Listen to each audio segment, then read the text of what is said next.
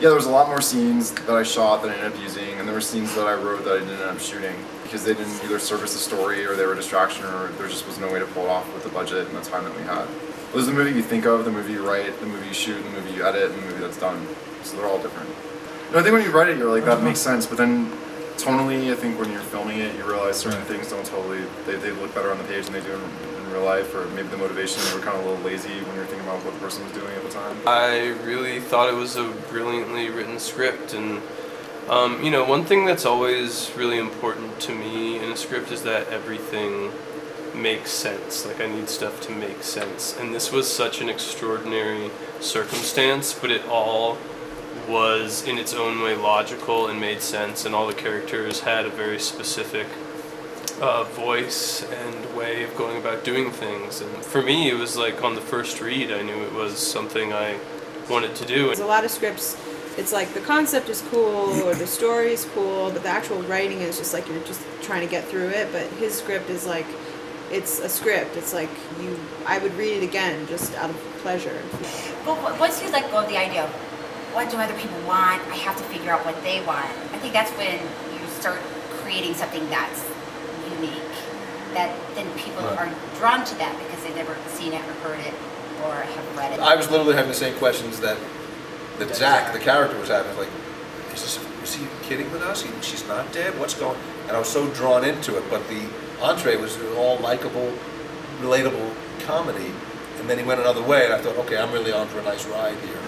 It was all on the page. And then, you know, and I skipped just the parts that I was in, but I'm sure the other parts were good too. I'm sure. But it was just so fun because we were all kind of talking on top of one another. And I remember Jeff being like, no, you know, come in and you're talking at the same time. So the dialogue's almost going on at the same time. Zach's lines with our lines all on top of one another like a beautiful symphony when it worked the way Jeff wanted it to work. It was just really fun, like figuring out those scenes. It was challenging, but like thrilling when it finally worked.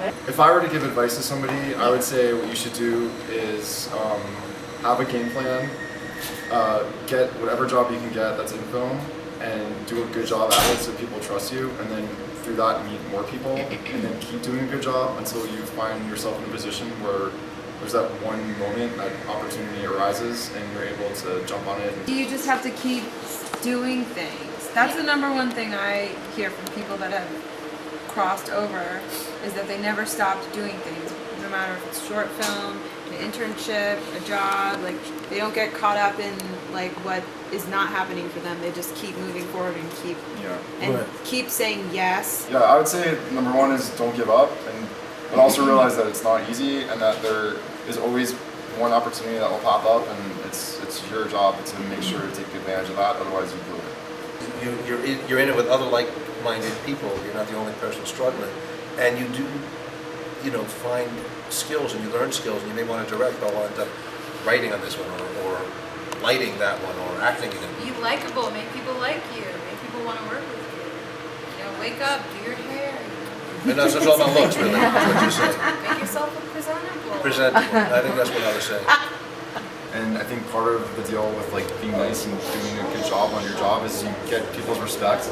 But there's still value in making a short film because you're learning the craft. So if you're as long as you're making it, as you say, you're always learning. Yeah, I think what it is it's keeping yourself sharp. It's not about using those specific short films as an entree, into it, but just so that you're able and capable of making And films. you never know who you're gonna meet. You never know who you're gonna meet that's gonna introduce you to that one, that's gonna then do that one, and then everyone else. That's why you just always got to do a good job, so people think of you as doing a good job.